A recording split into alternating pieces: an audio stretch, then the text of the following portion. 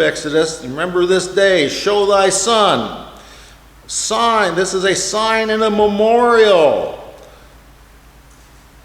Thou shalt therefore keep this ordinance in his season from year to year, God's command to Israel. And so that was many thousands of years ago, and yet they're supposed to keep that. And so today we do that with the Lord's Supper, the ordinance of the church, one of the church ordinances, baptism and the Lord's Supper. And we do that in remembrance of Jesus Christ. Remembrance of Jesus Christ.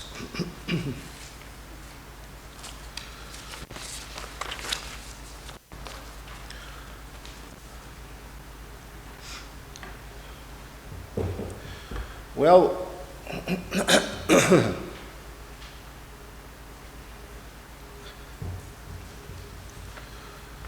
look at Numbers chapter 15. Let's turn there. Numbers chapter 15. Genesis, Exodus, Leviticus, Numbers.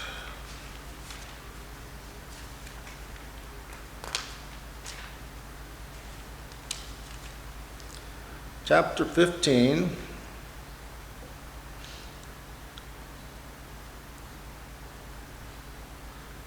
In verse 39, talking about the borders on their priest clothing and things, and it shall be unto you for a fringe, that ye may look upon it and remember all the commandments of the Lord and do them, and that ye seek not after your own heart and your own eyes, after which ye used to go a-whoring. Wow. He says you used to just follow your own eyes, the lust of the flesh, the lust of the, and pride of the flesh, lust of the eyes. God says that's enmity against him. If you love the world, you can't love God. It can't be both ways. It's one or the other. Do you love God with all your heart, soul, strength, and mind, the first and great commandment? Then you can look at the second one, loving your neighbor, but not until then. So you're after which your own eyes, after which you used to go a-whoring. Not anymore. They used to. Then he says in verse 40, that ye may remember and do all my commandments and be holy unto your God. That's God's purpose, is to remember him and his commandments and be holy, separated out to him, your God. I am the Lord your God that brought you out of the land of Egypt to be your God. I am the Lord your God. That's what he was telling Israel. So a memorial. These things were written for that he should be able to do that. Then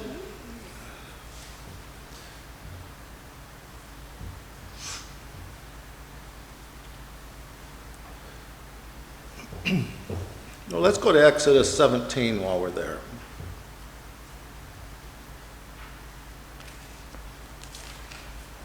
Exodus 17.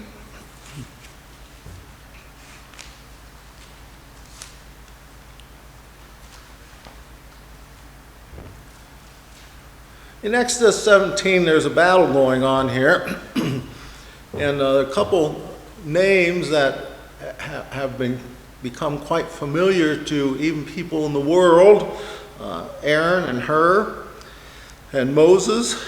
And let's begin in verse 8.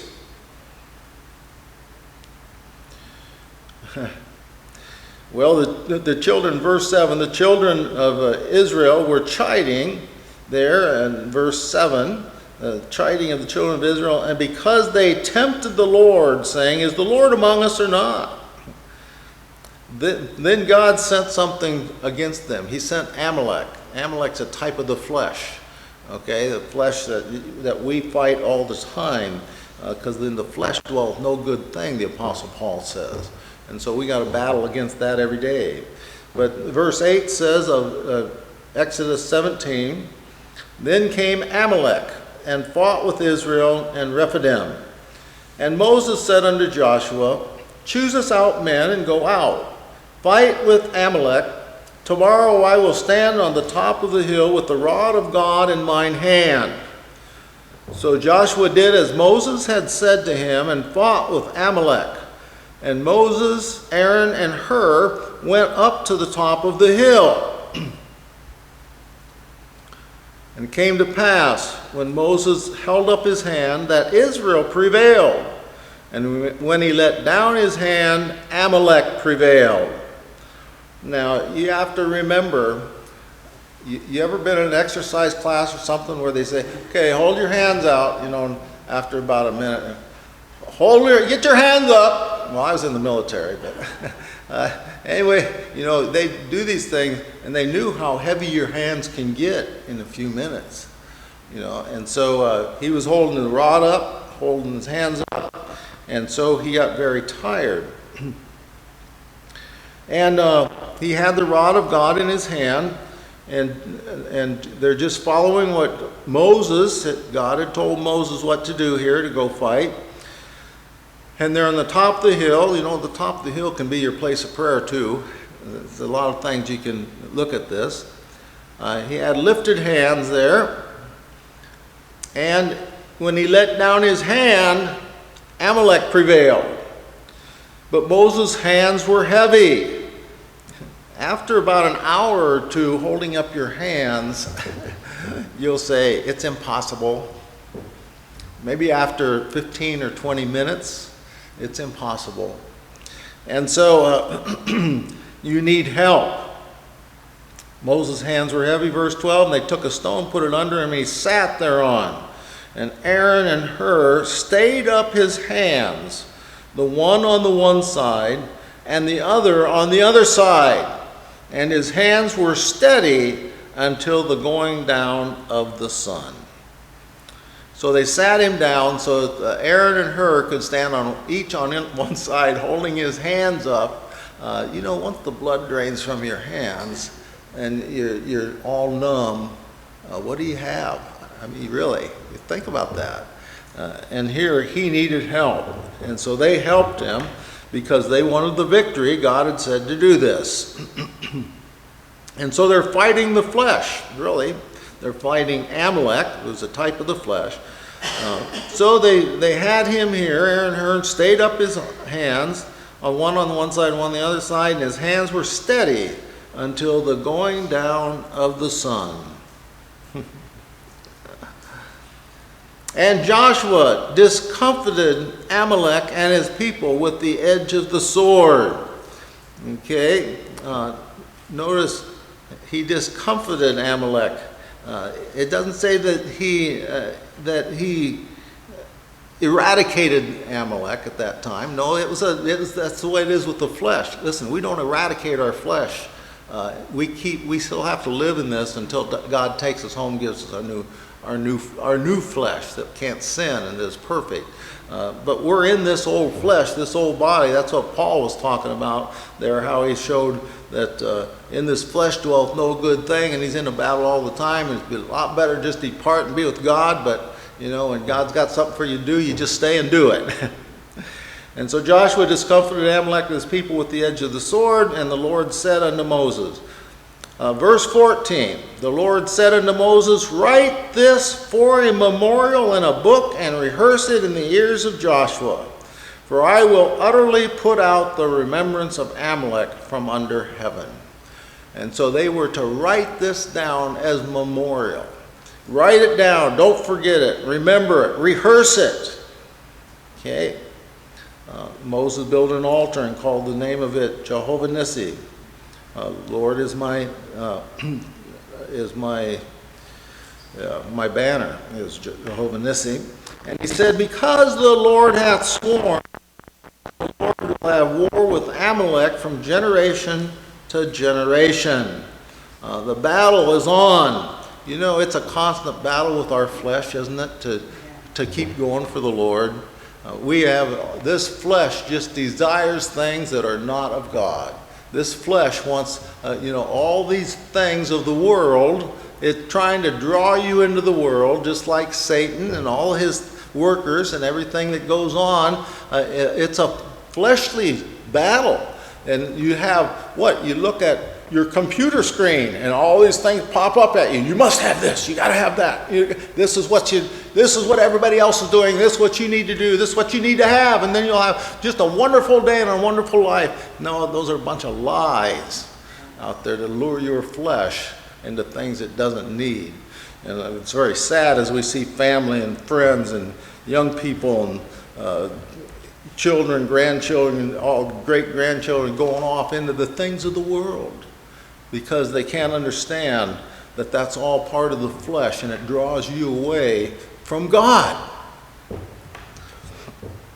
So that's another place where we're supposed to write it for a memorial, he says.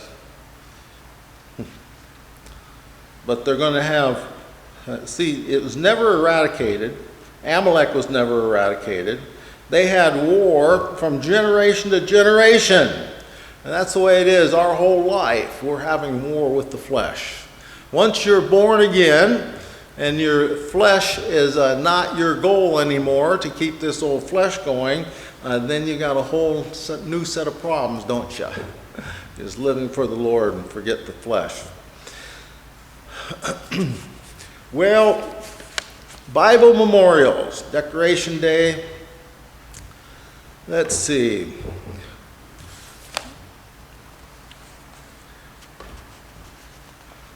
Well, we could go to Esther, I guess. Esther 9. Anybody know what this one's about? And Esther 9. What's the memorial that we're going to be looking at? Yeah. If you know, I just hold on. So there's probably some that don't know. And we're going to find out. First, we have to find out where Esther is in the Bible. It's still there. Yeah, it's coming here. After Chronicles, Ezra, Nehemiah, Esther. You go to Job and the Psalms are too far. So Esther 9.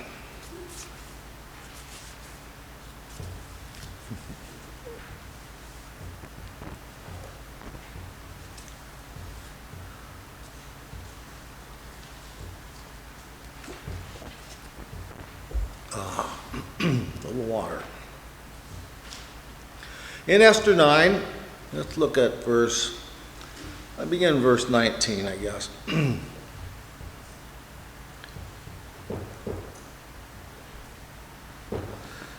They are going against the uprising to kill all the Jews. And Esther has gone to the king. The king can't change the law, but he can counter the law with whatever law they want. And so he has given Mordecai and the Jews the right to defend themselves and kill and slay anybody that would try to come hurt them. Okay? And so they're in a civil war now. And this is what's going on here as we look at Esther chapter 9. Well, God gives the victory across the whole nation there. And here in verse 19 now, therefore the Jews of the villages that dwelt in the unwalled towns made the 14th day of the month Adar a day of gladness and feasting and a good day and of sending portions one to another. They're having a celebration. The battle's over. God gave them the victory. And these were in the unfortified towns, out in the villages and so forth across the country. And now they are all made this the 14th day of Adar, a day of gladness and feasting, and a good day of sending portions one to another. And Mordecai wrote these things and sent letters unto all the Jews that were in all the provinces of the king Ahasuerus, both nigh and far, to establish this among them, that they should keep the 14th day of the month Adar, and the 15th day of the same yearly. So So Mordecai, he now has become the number one man to the king. And of course, Queen Esther remained the queen by God's decree. She stuck her neck out and says, if I die, I die, but we're going to go through this with the Lord. And so she did what she needed to do, and Mordecai was faithful all the time, and old Haman was then defeated in his decree to kill all of Israel. How many times have the Israelites been destined to die? They've been, like that's what the song is about now. From the sea to the river. Get rid of all of them, kill them, exterminate Israel. And now the international courts even intervening supposedly, and the situation there, saying no, Israel, Hamas and Gaza and these places they can exist in Palestine without you. Okay, that's what's going on in the world. That means that the whole world is coming against God, doesn't it? It's going to be very interesting. People don't realize what they're up against. Even Putin he knows the big bear is going to be going down against Israel. Notice he never gives the outcome of that battle, though. He knows what the Bible says because he's quoted that several times to his people and to international people about that the big bear is going to be there to come down to Israel.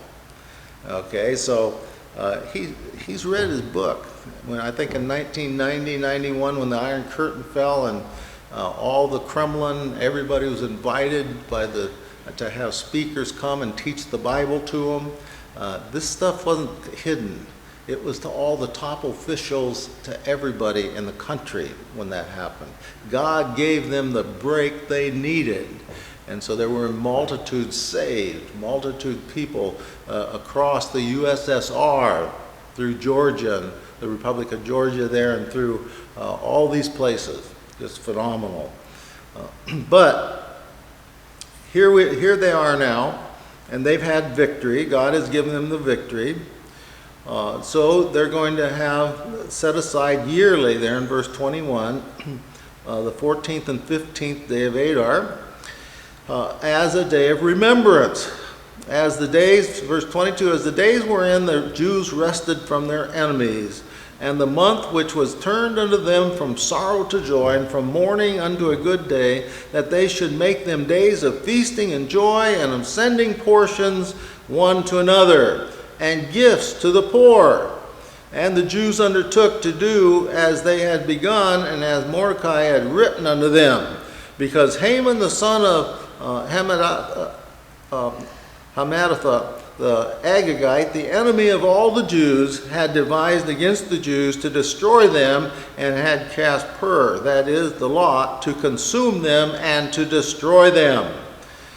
And when Esther came before the king, he commanded by letters that his wicked device, which he devised against the Jews, should return upon his own head, and that he and his sons should be hanged on the gallows.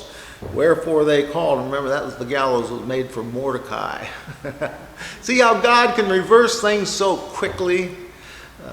Who would have ever thought that? Mordecai did. Queen Esther did. The Jews that were alive then that were trusting in God did. Shushan the palace. Wherefore they called these days Purim, after the name of Pur. Therefore, for all the words of this letter, and off of that which they had seen concerning this matter, and which had come unto them, the Jews ordained and took upon them, and upon their seed, and upon all such as joined themselves unto them. That could be Jews, Gentiles, the whole multitude of people. So as it should not fail that they would keep these 2 days according to their writing and according to their appointed time every year. There were Jews celebrating Purim this year already when it came by. So we see that that's a memorial. It's something that is set for them to do, for them to remember and not stop doing it. And these days should be remembered, verse 28. These days should be remembered and kept throughout every generation, every family, every province, every city, and that these days of Purim should not fail from among the Jews, nor the memorial of them perish from their seed. Then Esther the queen, the daughter of Abihail, and Mordecai the Jew wrote with all authority to confirm this second letter of Purim. And he sent the letters unto all the Jews to the 127 provinces of the kingdom of Ahasuerus with words of peace and truth. 127 provinces in the nation. And they sent them out with words of peace and truth to confirm these days of Purim in their time appointed according to Mordecai the Jew and Esther the queen had enjoined them, and as they had decreed for themselves and for their seed the matters of the fastings and their cry. And the decree of Esther confirmed these matters of Purim, and it was written in the book. Oh my, memorials, such things that we should do, we should remember. Well, there's many things you can remember.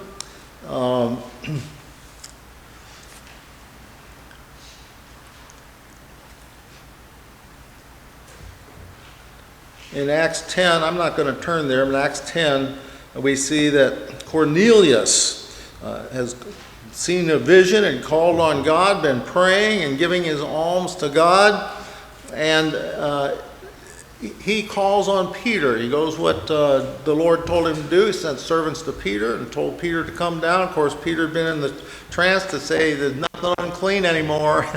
Go to these Gentiles when they call you, because there's somebody coming. Here they are.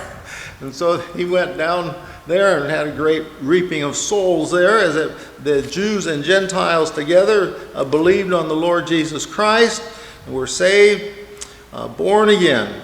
And here again in Acts 10, Cornelius, it says in verse 4 there of chapter 10, that his prayers and alms, it says they are a memorial before God. They come up before God as a memorial.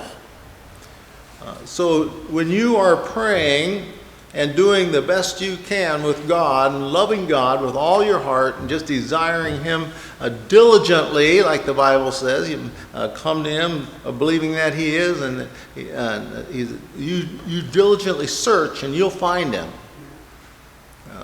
See, if you want to get away from the things of the world and search, you'll find God. He's not hidden.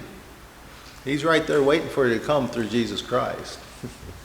What a wonderful thing. So, Cornelius, this has come up, his prayers and alms have come up as a memorial before God. Ecclesiastes 2, verse 1 also says, "Remember now thy Creator in the days of thy youth, while the evil days come not." And so remember now the days of thy youth. Boy, that's so important. I know that meant a lot to me when I was young and I knew the Lord, and the Bible said that. And so I tried